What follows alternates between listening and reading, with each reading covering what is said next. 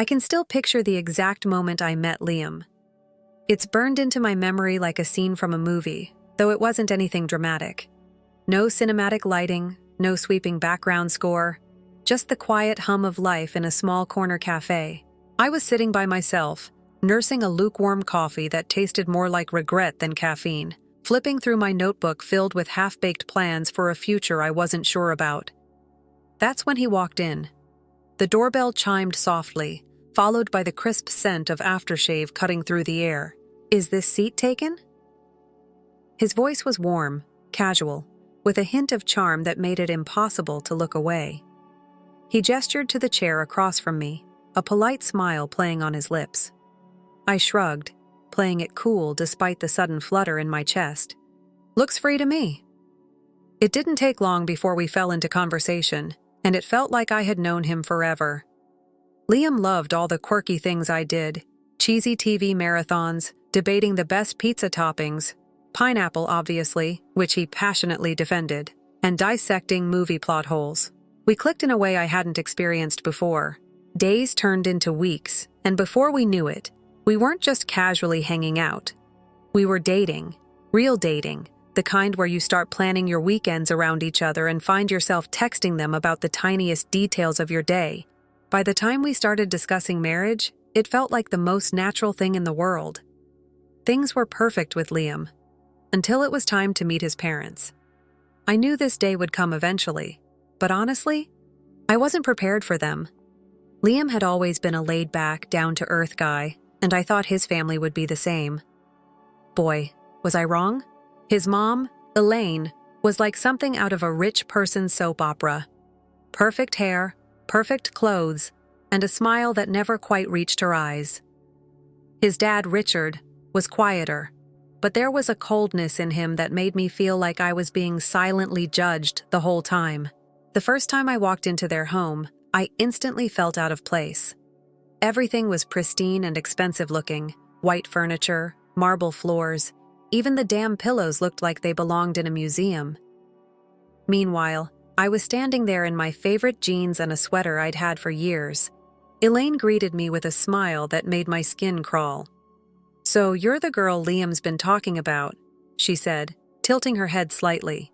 Her tone was sweet, but I could feel the edge underneath. It wasn't a question, it was a statement, like she'd already decided I wasn't good enough. "Guilty as charged," I replied, trying to sound light-hearted even though my nerves were shot. We sat down for dinner, and right away, Elaine made it her mission to figure me out: where I was from, what my parents did for a living, what kind of job I had. It was an interrogation disguised as small talk. Liam held my hand under the table, squeezing it every now and then as if to say, "I've got you." But the worst part came when they brought up the topic of marriage. "So," Elaine said, setting down her wine glass, "have you two thought about a prenup?" I nearly choked on my water. A prenup? We weren't even engaged yet, and she was already talking about protecting their money from me. Liam tensed beside me. "Mom, seriously?" Elaine gave him a sharp look. "It's just practical, dear. You work hard for what you have, and it's important to protect it. I'm sure Tessa understands." I took a deep breath, forcing myself to stay calm. "I'm not here for anyone's money, Elaine. I have my own." "Oh, I'm sure you do," she said, smiling that tight-lipped smile again. "But a prenup just makes things simpler." I could feel Liam's hand gripping mine tighter. He was pissed, but he wasn't saying much, so I decided to speak up. "I'll sign a prenup," I said firmly, surprising even myself. "But I have one condition. If either of us cheats, the cheater pays the other $200,000. The room went silent. Elaine's expression didn't falter, but I saw the flicker of surprise in her eyes. Richard's fork clinked against his plate, and Liam? He looked like I'd just slapped him. "Babe, I would never cheat on you," he said, wide-eyed and serious. "Yeah, well," I said, locking eyes with him. "My ex said the same thing, right before I caught him in bed with someone else." Elaine pressed her lips together, clearly unhappy with my condition, but Liam nodded. "Okay, it's fair." Richard muttered something under his breath, but no one dared challenge it further. The deal was made, and I thought that was the end of the drama. But of course I was wrong. For a while, things were good. Really good. Liam and I went back to our little bubble. Lazy Sunday mornings in bed, binge-watching terrible TV shows, and arguing about whether pineapple really belonged on pizza. It does, by the way. The prenup conversation felt like a distant memory, just a bump in the road that we'd smoothed over. But then the cracks started showing. It began with the small things. His mom, Elaine, had a habit of showing up unannounced. She'd breeze through the door like she owned the place, her perfume trailing behind her, eyes scanning the apartment like she was conducting a military inspection. She'd say, running her finger along the edge of a table. A little dusty, don't you think? I wanted to snap back. Well, you're welcome to grab a rag and fix it, but I bit my tongue. For Liam's sake, he always told me to let it go. She's just old-fashioned, he'd say. She doesn't mean anything by it. But it wasn't just the dust. It was everything. One Sunday, Liam and I were curled up on the couch, planning a trip to Italy. We knew it was a pipe dream. Our bank account wasn't exactly screaming European adventure, but it was fun to dream. The food, the wine, the art. We have to go, I said, practically bouncing with excitement. Liam laughed, pulling me closer. Tessa, babe, you had me at food, but let's be real. Our budget is more camping in the backyard than romantic gondola ride in Venice. I playfully nudged him. Then we'll save up. We'll cut back on things we don't need, like, I don't know, your video games. He gasped, pretending to be horrified. Not the video games. Take my shoes, my shirts, even my coffee maker, but not the games. We laughed, and for a moment, life felt simple again. But moments like that didn't last as long as they used to. Elaine's comments grew sharper, her visits more frequent. And then came the not-so-subtle hints. So, Tessa, she'd say over dinner, her voice dripping with sweetness that didn't quite mask the bite. When are you going to give me some grandbabies? I'd force a smile, gripping my fork a little too tightly. We're working on it. Working on it, she'd repeat, like it was some kind of excuse. Well, you know, time isn't exactly on your side. I glanced at Liam, silently pleading for backup, but he was suddenly very interested in his plate. Mom, come on, he muttered, but it was weak, half-hearted. We all knew it. The pressure kept building, not just from Elaine, but from inside our own hearts. We wanted a family, so badly, but it wasn't happening as easily as we'd hoped. And Elaine? She wasn't helping. One Sunday, just as we were sitting down for lunch, she showed up uninvited. The air shifted the moment she walked in. Well, isn't this cozy? She said, her eyes flicking over the simple meal I'd prepared. You've really outdone yourself, Tessa. I can tell you've been slaving away in the kitchen all morning. I bit back a sarcastic remark and forced a smile. It's nothing fancy, just something quick and easy. But she wasn't done. As soon as we sat down, she launched into her usual routine. You know, she started. I was talking to Mrs. Henderson the other day, and she mentioned that her grandson was just born. It got me thinking, when are you and Liam going to give me some good news? I felt my face flush with embarrassment and anger. My heart pounded in my chest. I glanced at Liam, begging him to say something, anything, but he just sat there, eyes glued to his plate. Mom, he muttered weakly. Come on. Elaine pressed on, relentless. And Liam, dear, I don't mean to be harsh, but you're not a charity. You work hard for your money. Why waste it on someone who can't even fulfill her basic duties as a wife? Her words hit like a slap. My throat tightened, and I felt tears stinging my eyes. But what hurt the most? Liam didn't defend me. Instead, he sighed. Maybe Mom has a point, he said softly. Maybe we should think about getting some help around here. You know, to make things easier for you. I stared at him, feeling like the ground had just crumbled beneath me. Easier for me? His words echoed in my mind, each one cutting deeper than the last. Over the next few days, things got worse. Elaine's visits became more frequent. her criticism sharper. She inspected every corner of the house, pointing out flaws, judging me with every glance. "You call this clean?" she'd scoff. "My eyes must be playing tricks on me because this looks like a pigsty." Then came the jabs about my appearance. "Is that what you're wearing?" "You know, a wife should dress to please her husband," I snapped. "Marlo, I don't dress for Liam. I dress for me, and he's tired because he works hard, not because of what I wear." But it was like talking to a brick wall. She wasn't interested in hearing me out. She'd already made up her mind. I wasn't good enough for her son. And the worst part? Liam just stood there, silent. "Why won't you stand up for me?" I asked him one night, after Elaine left. "She's old, Tessa," he said, rubbing his temples. "She's stuck in her ways." "What do you want me to do? Kick my own mom out?" "No," I said softly. "I want you to be my husband, to stand by me, not her." But he didn't, and it was becoming painfully clear that this wasn't just about Elaine's disapproval.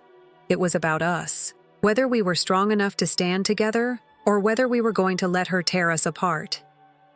The tension in our home grew heavier with every passing day. What used to feel like a safe space now felt more like a battlefield, and I was losing the fight. The worst part? It wasn't just Elaine's constant criticism anymore. It was Liam. He was different. At first, I chalked it up to stress. Work had been hectic for both of us, and the whole starting a family conversation had definitely taken a toll. But then, little things started to feel off. It began with his phone. Liam had never been secretive with his phone before. We had an unspoken rule: no sneaky texts, no hiding notifications. But lately, he'd started taking his phone with him everywhere. Bathroom, phone. Quick trip to the kitchen, phone. And if it rang, he'd step out of the room to answer it. One night, we were sitting on the couch when his phone buzzed. He glanced at the screen and stood up, already heading for the hallway. "Who's that?" I asked, trying to keep my tone light. "Just John from work," he said over his shoulder. "I'll be right back." John from work? It felt weird. I mean, why would someone from the office be calling at 9 p.m.? And why did Liam sound so nervous? It didn't stop there. Liam, who had always been the type to throw on an old t-shirt and jeans without a second thought, suddenly started paying attention to how he dressed. Crisp button-up shirts, expensive cologne. He even got a haircut that made him look like he was stepping out of a magazine ad. I tried to laugh it off at first. "Got a job interview or something?" I teased one morning, watching him adjust his tie in the mirror. He smirked, a little too quickly. "Nah, just felt like changing things up." But it wasn't just the clothes. It was the late nights at work. The texts that went unanswered. The way he'd come home smelling like a different kind of cologne, one that wasn't his. "Babe, sorry," he'd text. "This project's killing me. Won't be late, I promise." But midnight would come and go, and I'd still be sitting there, waiting. I tried to convince myself it was just work stress, that maybe I was overthinking things, but the uneasy feeling wouldn't go away. It clung to me, growing heavier with every late-night phone call and every forced smile from Liam. Then one day, I did something I never thought I'd do. I hired a private investigator. It felt surreal, like something out of a bad TV drama. I kept telling myself I was being paranoid, that I'd regret it, but deep down, I knew I needed answers. The envelope arrived a few days later. I sat at the kitchen table, staring at it for what felt like hours. My hands shook as I finally tore it open, my heart pounding in my chest. And there it was. The truth. Photos of Liam with another woman, laughing, holding hands, looking at each other like they were the only two people in the world. The kind of looks he used to give me. But the photos weren't even the worst part. It was the audio recording that came with them. I pressed play, my breath catching in my throat. "I can't keep doing this," Liam's voice said, sounding strained. "She's a good person. She doesn't deserve this." "And what about us?" the woman's voice replied, soft and sweet. "Don't we deserve to be happy?" Liam sighed. "We do. I need to figure out how to end things." I sat there, numb, as the recording played on. Their conversations were filled with endearments, whispered promises, and plans for a future that didn't include me. They weren't just having an affair. They were in love. Or at least Liam thought he was. I wanted to scream, to cry, to throw something across the room, but all I could do was sit there, the evidence spread out in front of me, my heart breaking piece by piece. This was it. The proof I needed to end things, to shatter the life we'd built together. But I wasn't ready to confront him. Not yet. I needed a plan. For the next few days, I carried the secret like a heavy stone. I pretended everything was fine. I smiled. I cooked. I cleaned. All while the weight of the truth crushed me from the inside. Liam continued his charade, acting like the perfect husband. And I played my part, waiting for the right moment to strike. One evening, I was passing by his office when I heard voices. The door was slightly ajar, and I paused. It was Liam and Elaine. "I'm telling you, Mom," Liam said, his voice low and tired. "I can't do this anymore. It's not just about the kids. I've lost all feeling for Tessa. It's like we're roommates, not husband and wife." Elaine's reply was sharp, her tone dripping with disdain. "Well, of course you feel that way. She hasn't given you a child. And let's be honest, what else has she brought to this marriage?" I clenched my fists, every word cutting deeper than the last. Elaine's voice softened, but it was no less venomous. "But let's not rush things.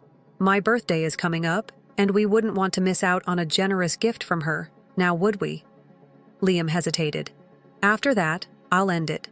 I don't want to hurt her." Elaine chuckled. "Oh, please. Spare me the guilt trip. Just bide your time a little longer." I stood there, frozen. They were using me, plotting my exit like it was a business transaction. And Liam, the man I once thought I'd spend my life with, he was going along with it. That's when the hurt turned into something else. Anger. No. Rage. If they thought I was just going to roll over and let them ruin my life, they were dead wrong. They wanted to play games? Fine. I was done being a pawn. It was my turn to make a move. Elaine's birthday dinner was the perfect opportunity.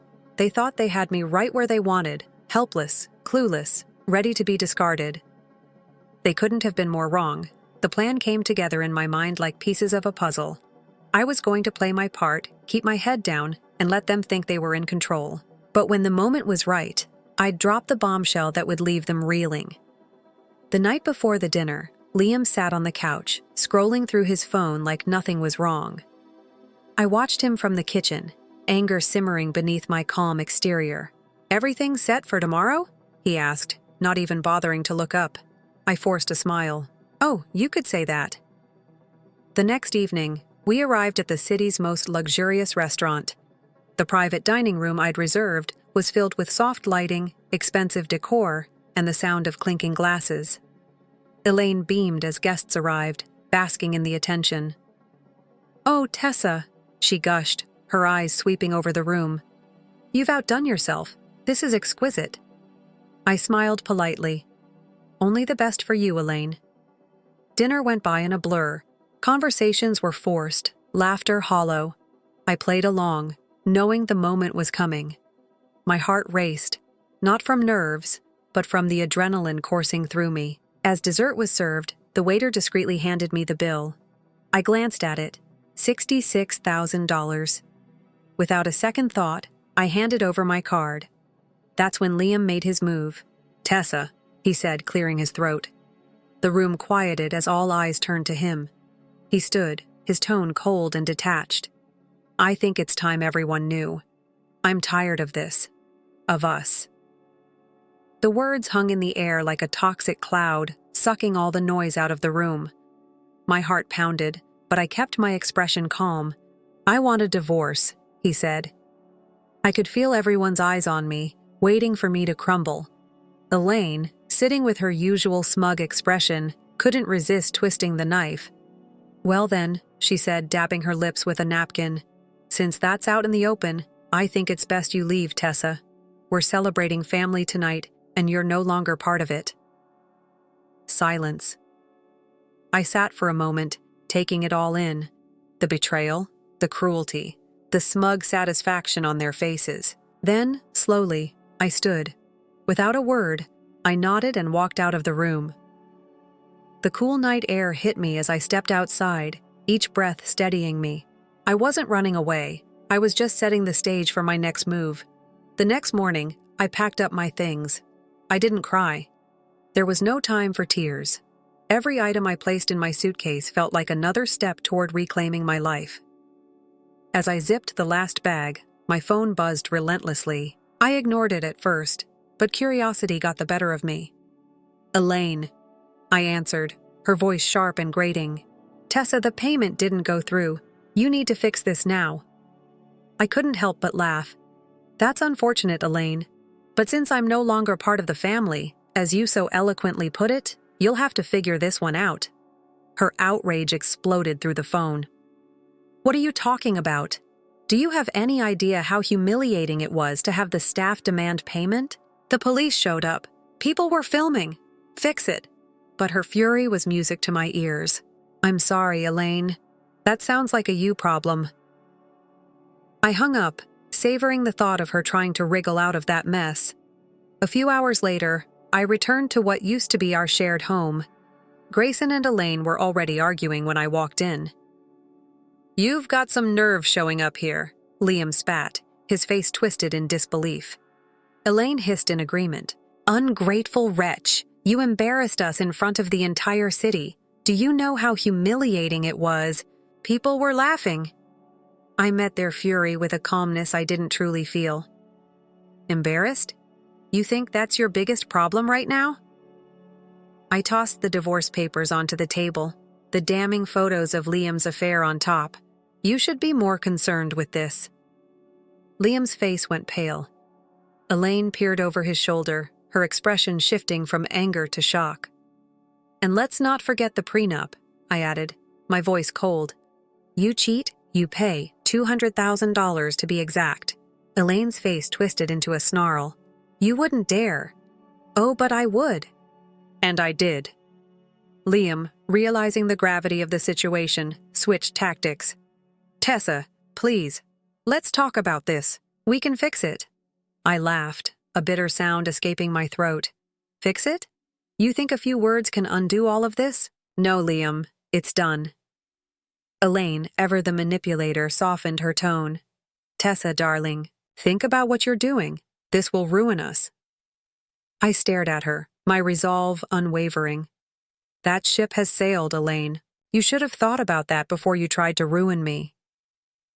Their pleas grew more desperate, but I was done being their pawn. Liam had no choice but to borrow money from his parents to pay me. As I left the house for the last time, check in hand, I felt an unexpected lightness. The weight of their betrayal had been lifted. I was finally free. It's strange how quickly life can shift. One day, you're planning a future with someone. The next, you're standing at the edge of your old life, watching it crumble behind you. After I walked out of Liam's house that day, I didn't look back. There was nothing left for me there. No love, no trust, nothing worth holding on to. The check in my hand wasn't just money. It was freedom. A clean break from the lies and manipulation. I found a small apartment on the other side of town. It wasn't fancy, but it was mine. The first night there, I sat on the floor with a pizza box and a bottle of wine, letting the silence settle around me. For the first time in a long time, I felt at peace. Life became simpler after that. Quiet. I got up, went to work, came home to my little sanctuary. I started tending a small garden out back, something I'd never had time for before. There was something healing about watching things grow, nurturing something with care. It reminded me that I could rebuild too. Every now and then, bits of news from my old life would trickle in. It's funny how gossip works. It finds you even when you aren't looking for it. One day, while grabbing coffee at a local spot, I bumped into a woman from the old neighborhood. We exchanged the usual pleasantries, and just when I thought I'd escape without any awkward mentions of Liam, she leaned in, her voice dropping to a conspiratorial whisper. "Have you heard about Liam and his new girlfriend?" I raised an eyebrow. "Can't say I have. Do tell." Apparently, things weren't going so well in paradise. Liam's new girlfriend. the other woman, wasn't faring too well with Elaine. They fought like cats and dogs. Elaine, who once saw me as the problem, had now turned her sharp tongue on the new woman. I couldn't help but laugh as I walked away, coffee in hand. Once, news like that would have sent me spiraling, filled me with bitterness and regret. But now, it was just another piece of someone else's drama. These days, my biggest worries are things like whether my tomatoes will ripen before the squirrels get to them, or if I'll ever master yoga without looking like a baby deer on ice. Life is quieter, slower, and infinitely sweeter on this side of chaos. Sometimes, I catch myself thinking about Liam, not with anger or sadness, but with a quiet sense of closure. He was a chapter in my life, a messy, painful chapter, but he wasn't the whole story. I've learned that healing isn't about forgetting what happened. It's about choosing not to let it define you. One afternoon, while tending my garden, I found myself reflecting on Elaine's words. She used to say that I wasn't fulfilling my duties as a wife, that I wasn't good enough. But here's the truth. I was always good enough. I just needed to stop waiting for someone else to see it. As I watered my plants, the sun warming my face, I couldn't help but smile. Life wasn't perfect, but it was mine, and that was more than enough. Story 2. I was eager to meet my boyfriend Beckett's family once I made the decision to wed him. I was eager to leave a positive impression and had great expectations for our future together. We went to his family's house that day. Though anxious, I had hope. But things didn't work out the way I had hoped. All of his relatives turned me away when I got there. "Don't ever get in touch with us again," they said, making it obvious they didn't want anything to do with me. "Your voice is not what we want to hear." I was unable to comprehend the reason behind their reaction. Maybe it has to do with their upbringing. They are always complimented on their appearance. Specifically, my sister-in-law and mother-in-law were aloof and envious. They appeared to despise those who have something that they did not. Unfortunately, I ended up being the object of their jealousy and animosity. Without giving it any consideration, my brother-in-law and father-in-law also rejected me. Although it was a horrible experience, I persisted. I was eventually able to exact delicious vengeance on them a few months ago, but in a way that brought me contentment and serenity. I'm Freya, and I'm currently 25 years old. Together with my spouse, our gorgeous child, and my loving parents, I have a contented and serene life now. However, we must go back 3 years to when I was 22 in order to comprehend how I got here. It all started when my then-boyfriend Beckett asked me to marry him. Because we both enjoyed watching movies, Beckett and I became closer while working for the same firm. On our days off, we frequently went to the movies together.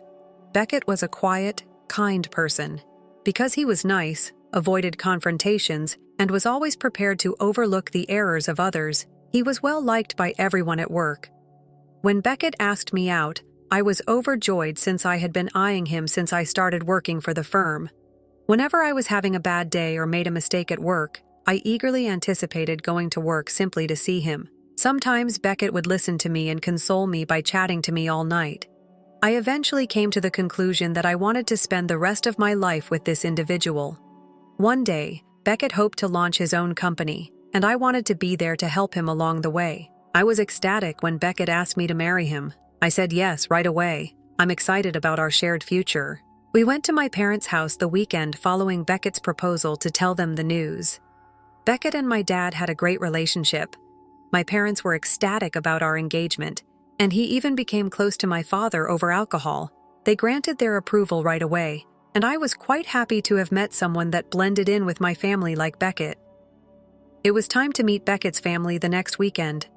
I wasn't sure what to anticipate because he hadn't talked about them much. I assumed Beckett didn't have a close relationship with his parents because he lived alone. Beckett assured me not to worry when he casually mentioned the possibility that his family could be a little strange the night before our visit. Despite my curiosity, I chose to ignore it. We got together the next morning and went to his family's house. I was anxious the entire way there, and I was taken aback to see a huge mansion-style home with a large garden when we got there. I was even more worried because it was obvious that Beckett had come from a very rich family. However, Beckett assured me that everything would be well with his typical serene and comforting grin. The first person to meet us at the door was his mother. She greeted me kindly and with kindness at first. She wore nice clothes, had gorgeous hair, and flawless makeup. Waiting were Beckett's father, brother, sister, and kids. Everyone smiled as they greeted me, and I began to unwind during supper. When we declared our engagement, his family appeared pleased. Even his mother and sister-in-law expressed their excitement over the addition of such a lovely daughter to their family. During our conversation, I discovered that Beckett's father had a prosperous business, which his brother was slated to eventually take over. The family's ladies were stay-at-home spouses who had elegant lifestyles full of pastimes like dancing and flower arranging. I was first struck by how kind they all appeared to be, but then Beckett's father asked me a question that completely altered my perspective. "I've heard that you and Beckett are employed by the same business, Freya. Do you work there as a contract employee?" I clarified that, like Beckett, I was employed as a normal employee upon my graduation from college. It seemed like a straightforward response to me, but the mood changed. After that, Beckett's family, particularly his mother and sister-in-law, showed a marked lack of interest in me. They were trying to find an excuse to condemn me, although I was unaware of this at the time. The family then began to treat me coldly, and with a succession of subtly rejected behaviors, which ultimately resulted in their explicit rejection of me. Years later, though, I've gone past that hurt. I've moved past that phase of my life and am living a lovely life with Beckett, our child, and my devoted family. My father-in-law couldn't contain his delight once I received my Harvard degree. "Whoa, did you attend Harvard? That's incredible. You must have a lot of talent. That someone like you is marrying into our family makes me very proud," he remarked. "Freya is amazing," Beckett remarked, grinning next to me. "She is intelligent, quick-witted, and diligent. Being married to her is such a blessing." I was a little embarrassed to hear all the compliments, but I had put a lot of effort into getting to where I was. My ambition had been to attend a prestigious university such as Harvard. I had put in a lot of study time in high school, sometimes skipping sleep in order to meet my objectives. Despite their limited financial resources, my parents put a lot of effort into helping me go through college, and I wanted to make sure I returned the favor by succeeding. I wanted to be successful for my parents, who had given me everything they had, as well as for myself. The nice environment suddenly became tight as I realized that my mother-in-law and sister-in-law had become silent during the ongoing heated chat with Beckett and my father-in-law. I tried to change the topic because I was beginning to worry that I had said something incorrectly. On the table, I saw a lovely arrangement of flowers. "It's a beautiful floral arrangement. Have you arrived?" In an attempt to give my mother-in-law a compliment, I inquired, but she gave me a surprising and icy reaction. "Is a housewife's time-wasting hobby really important to someone who works for a prestigious company?" I was surprised by her tone and didn't know why she sounded so angry. She had been grinning just a few minutes before. Before I could respond, my sister-in-law spoke out. Her tone became sarcastic. "Given your advanced education, Freya, you likely believe that all of us uneducated housewives are capable of discussing our flowers." I was taken aback. That was not at all what I had meant. A knot started to grow in my throat, and I was unsure of how to react. Beckett intervened immediately, attempting to protect me. "Hey, that's not fair. Freya isn't the kind to belittle others. Stop it, you two." His remarks provided me some comfort, but I still felt apprehensive. I couldn't bring myself to apologize, primarily because I hadn't done anything wrong, so I kept my head down, thinking the talk would go on.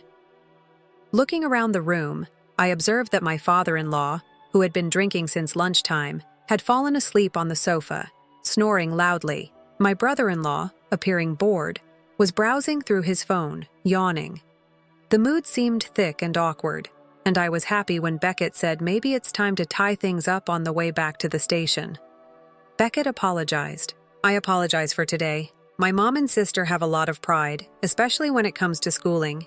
The fact that they merely completed high school makes them sensitive." After that, he gave me additional details about his family. After graduating from high school, his mother worked at a flower store, and his father instantly fell in love with her. just to see her, he would come to the business every day. After a while, they began dating and were married. Because of my mother-in-law's extraordinary beauty, people would come to the flower shop just to view her. My father-in-law still seemed to comply with all of her requests. The same was true for my sister-in-law. At a reunion in their early 20s, she reconnected with my brother-in-law, a classmate from high school. Her beauty captivated him so much that he pursued her assiduously until they began dating and finally were married. My brother-in-law appeared to follow his wife's wishes, much like my father-in-law did. Why my sister-in-law and mother-in-law felt so uneasy around me was beyond me.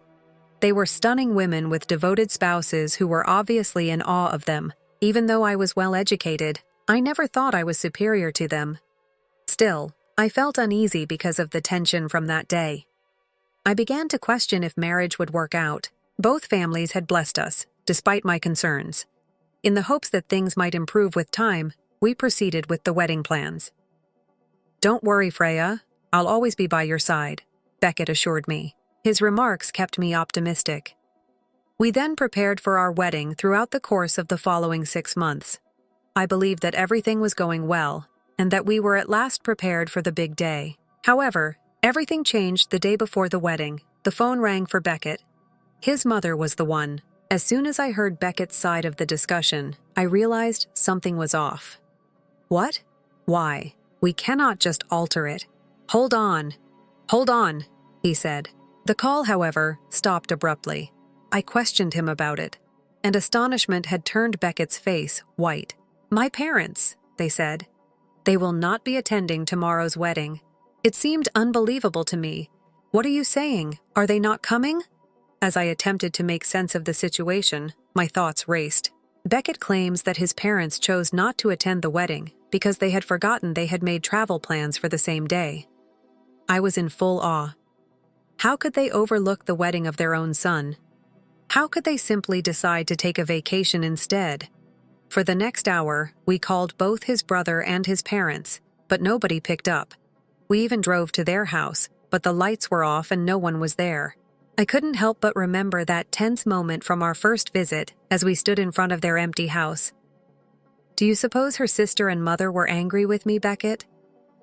That day, after our talk, I sensed that the atmosphere had changed.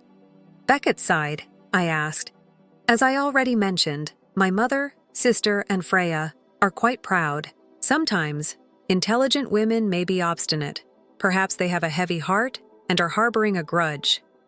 I came to the realization that Beckett's family might never embrace me completely, no matter how hard I tried.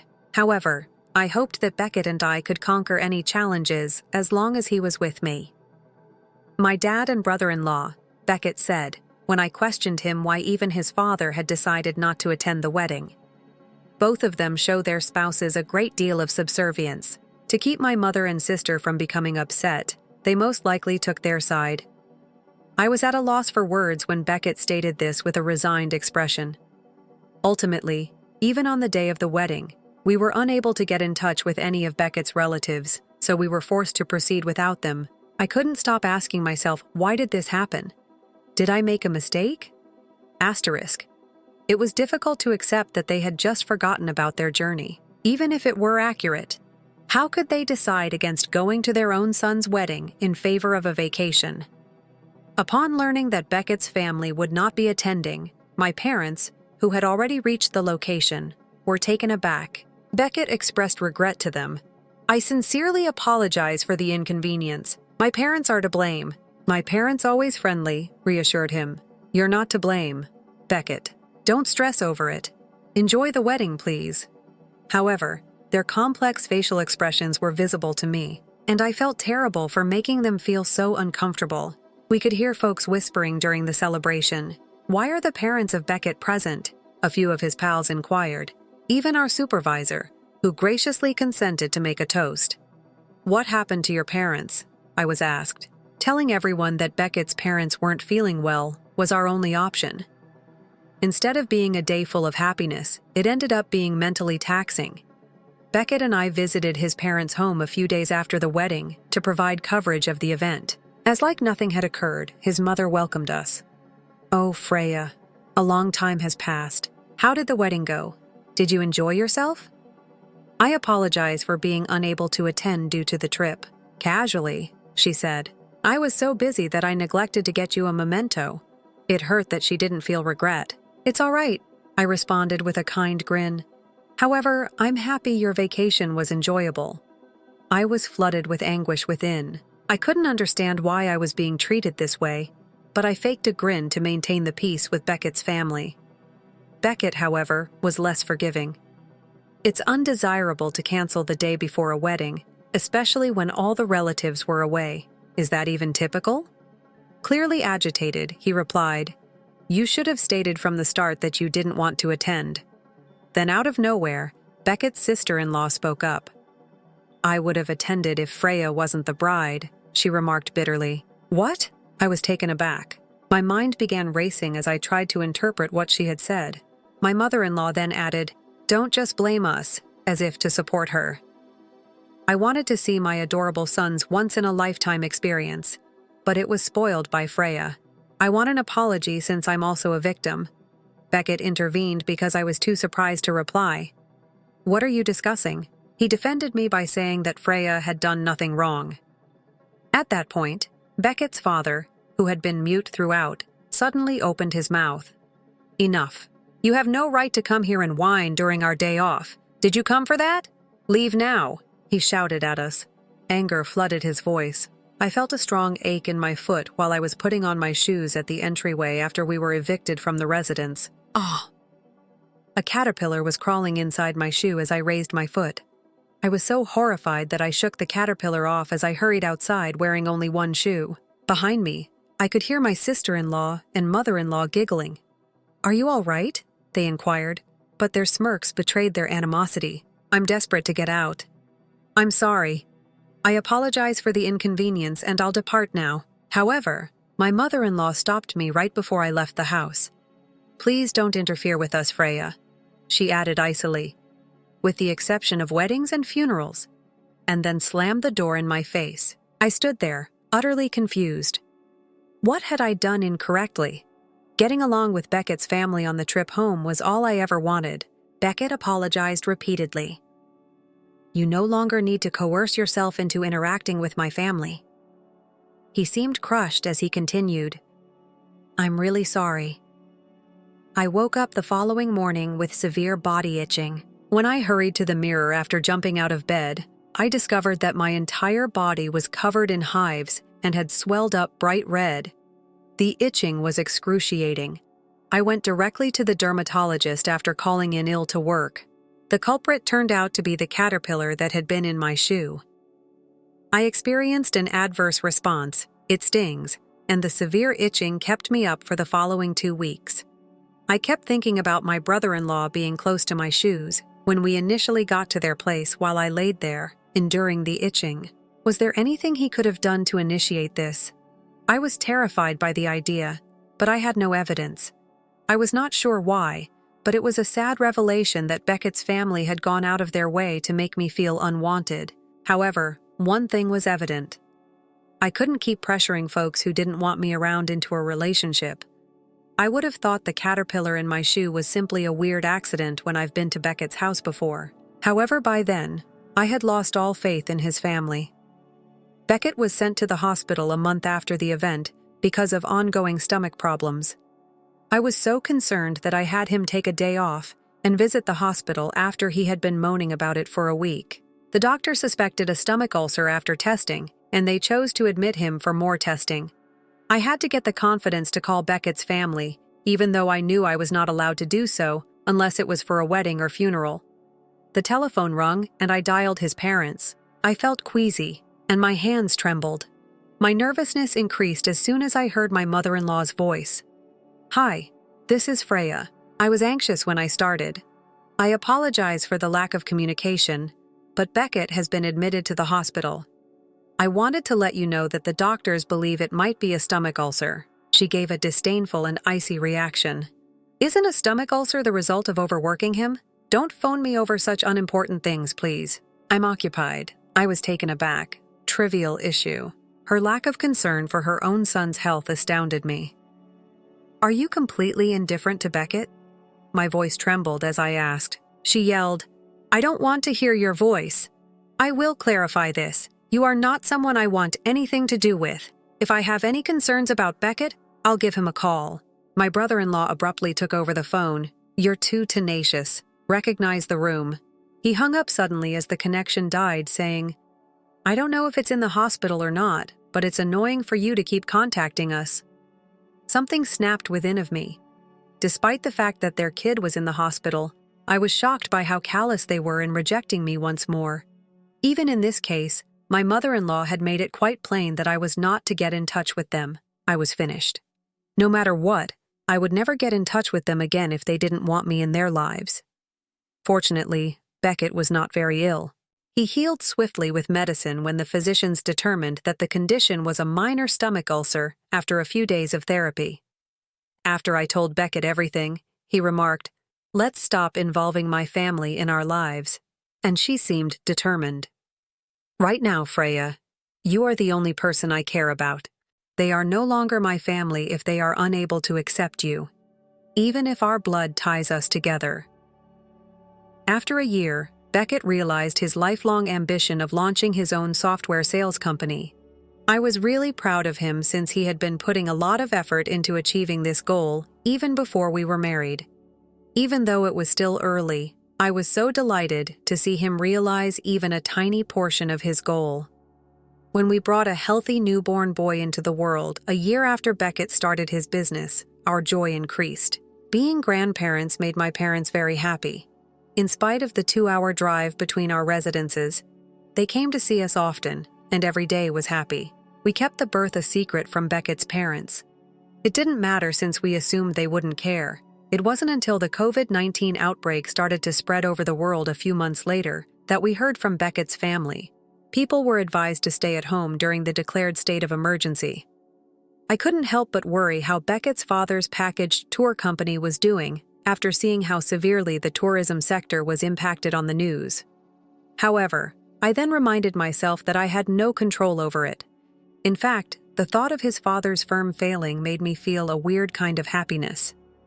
Although there had been some initial apprehension, Beckett's firm was doing well despite the economic slump. We were making more money today than Beckett had when he worked at his previous job. We were having a good time, but at this point, Beckett began to get a lot of calls from his parents. Even when he saw the calls, he managed to keep them from answering.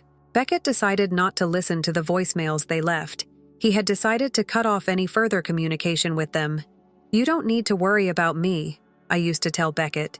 "If you choose to contact them, that's acceptable." Although I hated his family, I felt bad for him since I knew they had reared him, and I was the reason he broke up his relationship with them. But Beckett comforted me. "I've told you before, Freya, my parents are not the most important person in my life. You are. I can't consider them family if they can't accept you." It was comforting to hear such remarks. However, I was still apprehensive.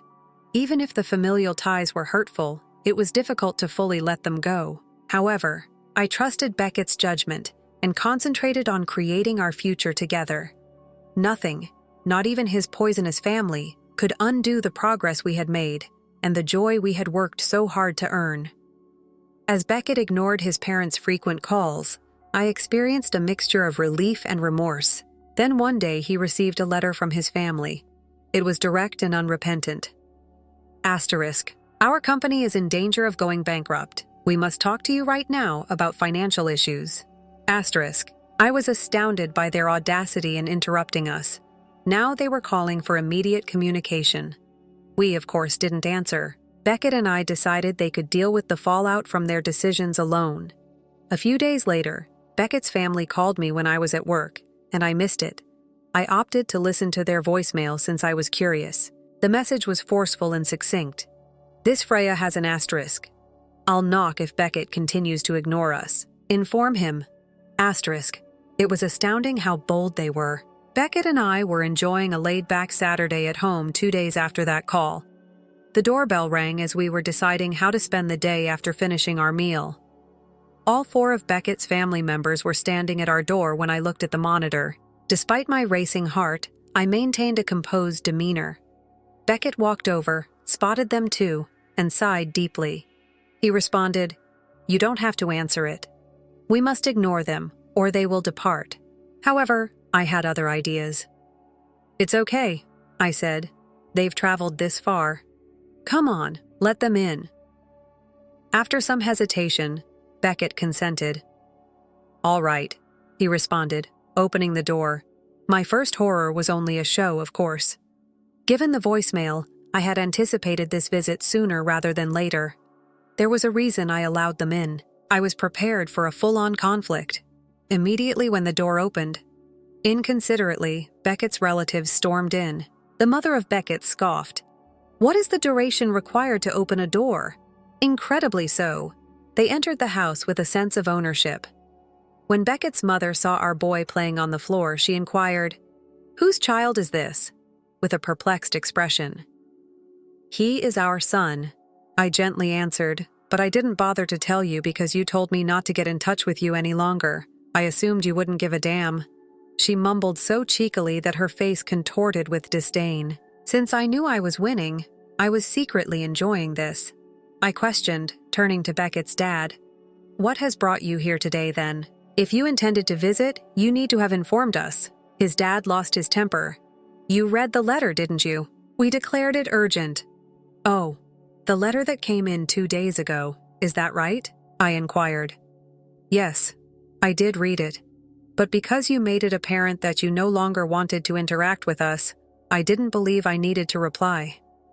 One could feel the tension in the room. Beckett said nothing, letting me take care of everything. I was grateful for his encouragement, and he was able to read the atmosphere well, but his father's tone abruptly shifted to one of begging. "Look, I apologize for the past, but our company is failing due to COVID. There have been several cancellations and no new reservations. And we're going under if this keeps up. Are you able to lend us any cash?"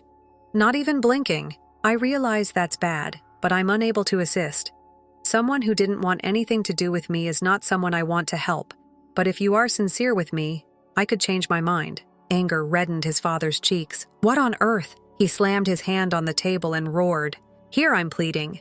You also have the audacity to boast about it. I wasn't afraid despite his attempts to terrify me," I said, remaining composed. "You didn't need to plead, did I? You are free to depart at any time." His father's tone changed again when he saw his threats were failing. "Please, I apologize. Please assist us." He yelled at the rest of the family to grudgingly apologize when I still didn't reply. They all four began pleading for assistance, but I refused to back down. "Thank you, but no," I smiled as I spoke. My father-in-law's rage suddenly erupted. He grabbed me by the collar and surged at me, slamming his fist into the table once again. "You believe that when I'm humble, you can be arrogant?" His face inches from mine, he yelled. Beckett intervened just as I was going to tell him to let go.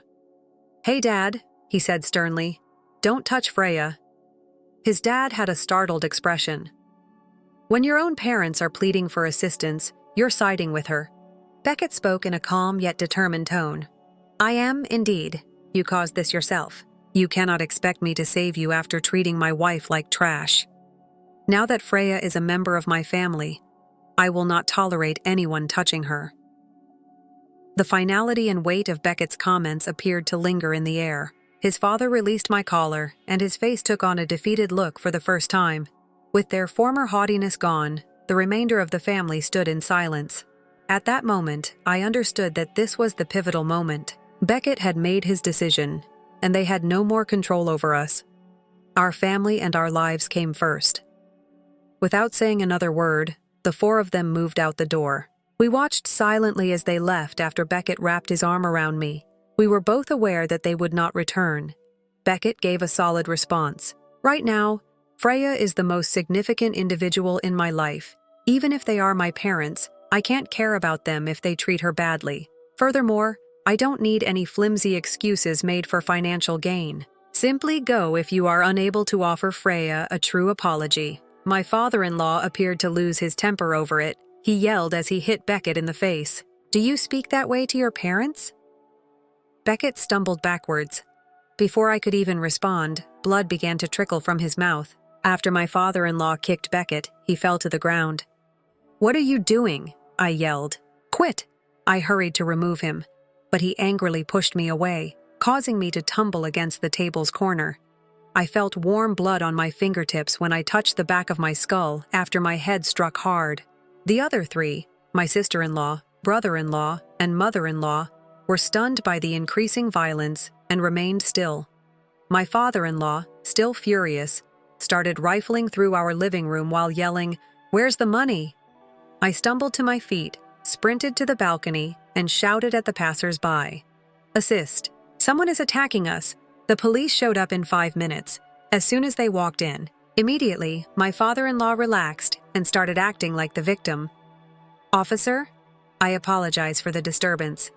I simply lost it when I saw my grandson. My daughter-in-law has been yelling gibberish and acting strangely. However, I took a step ahead. Despite the confusion, I spoke steadily. Arrest this dude, please. He has struck me and my spouse. And while he demands money, he has been wrecking our house." My father-in-law shouted when his mask abruptly fell off. I punched a hole in our wall without doing anything else. He was immediately arrested by the police without hesitation. My mother-in-law, brother-in-law, sister-in-law, and the rest of the family were also hauled in for interrogation. My father-in-law was thereafter detained for a while. Thankfully, Beckett's face only sustained a little cut and bruise, which went away fast. In contrast, my injuries was more serious. I had 10 stitches to close the incision on the back of my skull. I was happy that Beckett's family had finally ceased their incessant requests for money, but I also felt bad that they had been harmed by my attempt to provoke a fight with them. They appeared to be regretting what they had done. As I had expected, I later found out more about what had made them act so coldly toward me. When my sister-in-law and mother-in-law first met me, they both started to feel envious of me. My brother-in-law and father-in-law had been coerced into mistreating me. My brother-in-law was probably encouraging my sister-in-law out of resentment, which turned out to be the caterpillar in my shoe. I came to see the dangers of jealousy. It has the power to coerce individuals into performing unimaginable things. My in-laws, predictably, had no means of financial recovery. Their house was confiscated, and their business went bankrupt. They currently reside in a modest, low-cost apartment. Both my mother-in-law and father-in-law are getting close to 68 years old, and they have had trouble finding new employment. My brother-in-law never took his job seriously and would spend his days at the casino. Now that I'm almost 48, I have no genuine talents. He works part-time at a convenience shop and is having financial difficulties. My sister-in-law, who has always been a stay-at-home mom, is likewise having difficulty maintaining a job. She is unable to maintain a part-time work for very long because of her self-centered nature, which causes her to gripe about every job she accepts. She's currently pent up at home, apparently unwilling to move on after that tumultuous event. Being the only kid, Beckett suggested that we move in with my parents once my father retired. As they grew older, he worried about their health. It has been one of the finest decisions we have ever made to move in together. Since I've gone back to work, and my parents look after our baby throughout the day, I can now peacefully juggle parenting and my profession. I am completely devoted to Beckett, my devoted husband, my encouraging parents, and our cherished kid. There is so much joy in life with them, and I am reminded daily not to take it for granted. I've come to genuinely value the warmth and affection I currently have as a result of all the hardships and difficulties we've encountered. I've always desired this life, and I'm really thankful for it.